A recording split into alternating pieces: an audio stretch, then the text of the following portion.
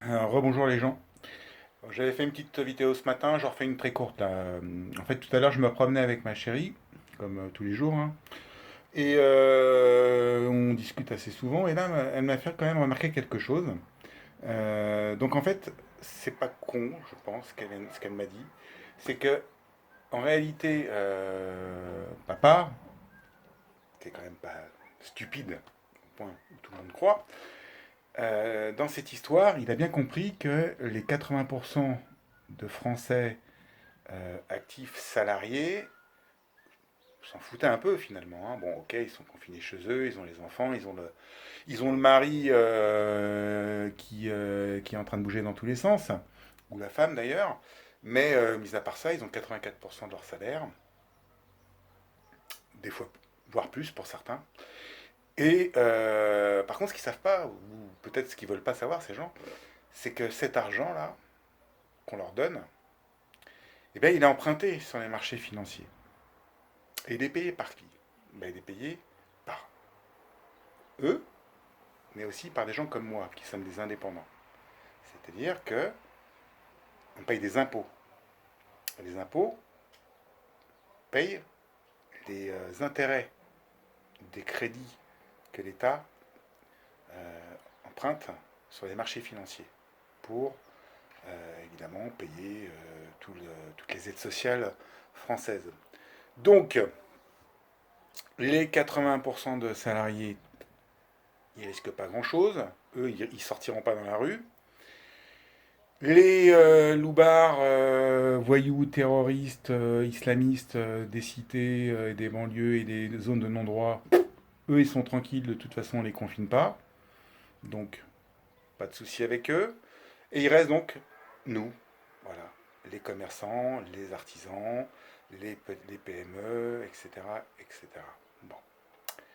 Euh, Elle donc m'a fait remarquer que de toute façon, l'État s'en fiche royalement que les petites entreprises coulent. Parce que d'abord, c'est une politique, cette politique, elle est appliquée depuis des années en France. Ça fait 20, 25 ans que les charges sociales des entreprises sont colossales, abyssales même, et que les entreprises coulent chaque année, hein. Il y en a des dizaines de milliers. Donc c'est un gros business d'ailleurs. Vous avez tous les agents mandataires qui s'occupent des redressements judiciaires et des liquidations judiciaires qui se sucrent au passage. Le RSI qui se sucre au passage puisque les mecs, comme ils ne peuvent pas payer, bah, ils restent endettés jusqu'à la fin de leur vie. Donc, et donc les boîtes coulent, les artisans, les commerçants, il y en a de moins en moins. Et elle me disait qu'aux États-Unis, bah, ça marche comme ça depuis très longtemps. Les gens allaient dans je crois que c'est ce qu'on appelle les malls. Les malls, donc vous allez dans ces endroits-là, vous avez tout. Vous avez tous les restaurants possibles et inimaginables. Vous avez tous les magasins possibles et inimaginaux de bouffe, de bricolage, de fleurs, de cercueils, de tout ce que vous voulez, qui sont tous au même endroit. Voilà.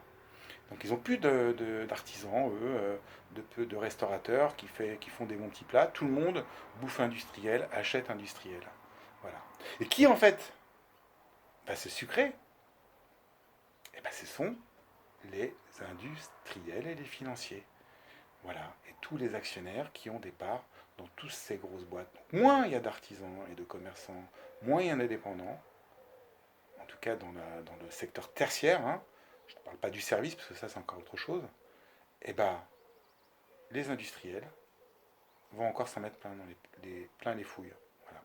Et aujourd'hui, même si l'économie s'écroule, elle ne va pas s'écrouler pour les gros, les mecs qui ont des centaines et des milliers, des milliards sur leur compte. Eux, ils s'en foutent, même s'ils perdent 10, 15, 30, 50 milliards. C'est pas grave, il en reste 3 fois plus, 10 fois plus, 100 fois plus peut-être. Donc pour eux, c'est pas un problème. Et puis en plus de ça, ils vont bien se récupérer par la suite. Voilà. Mais nous, là, les petits, encore pas moi, parce que moi, je suis pas commerçant, hein. Moi, je suis dans le service, donc c'est pas un problème.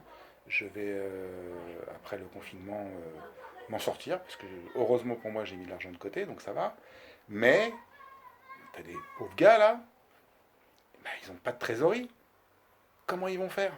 Parce que les aides là, de papa, là, faut pas rêver, hein. Et les mecs, ils vont pas les avoir tout de suite. Et si ils les ont que dans 2, 3 ou 4 mois, ils auront déjà coulé. Et puis de toute façon, c'est des sommes d'argent qu'ils vont devoir.